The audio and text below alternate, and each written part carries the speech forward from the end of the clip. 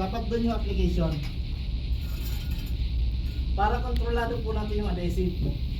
Kasi sa oras na ito, dito ka naglagay, pagkuha mo pa lang, itinapon mo dyan, wala na, lahat ng laman nito itinapon na natin. Pero kung yung ay kakabit mo, nandun ka naglalagay ng adhesive, kontrolado mo siya. Ang maiiwan doon, yung lumusot lang po dito sa glue. Kaya yung isang bag po natin, pag 4 inches, 18 square meter po na-install natin. Galing po rito hanggang dyan sa tray na yan. Isang sako po yan. 4 meters by 4.5 yung height. O kaya 4.5 by 4. O kaya 3 by 6. Ganun po. Basta 18 square meter po pag 4 inches. Pag 6 inches naman po, nag-cover po tayo ng 13 to 15 square meter. Kaya po may gap tayo kasi kuminsan, pagdating sa base, yung first layer, mas consumable lalo pag hindi po masyado finish. Kaya na-equivalent lang po tayo ng 15 to 13 square meter.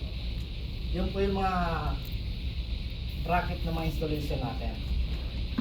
So po sinabi ko, application, saka po natin ito ibabalik doon sa card. Saka po natin double check. Kung okay na yan, cross section.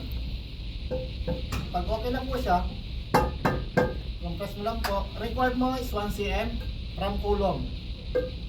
Galing po sa poste, dapat makagap ka ng 1 cm.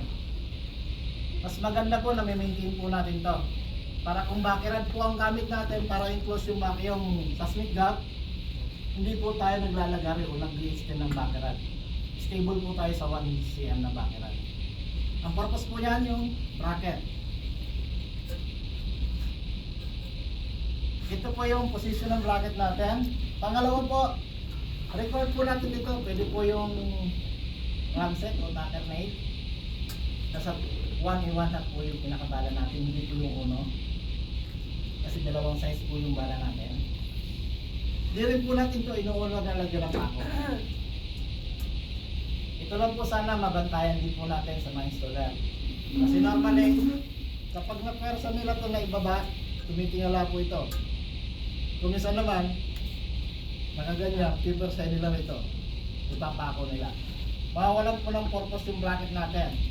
Ang purposes na po, kung magkaroon man, huwag na sana yung lindol. Yan lang po movement ng structure. Poste lang po malikot. Normal lang po yan. Hindi lang po isang galawan ng movement natin. May lateral din po yan. Kapag nag-lateral po yan, kapag nakapako po ito, hindi po yung susunod. Babasagin niya po.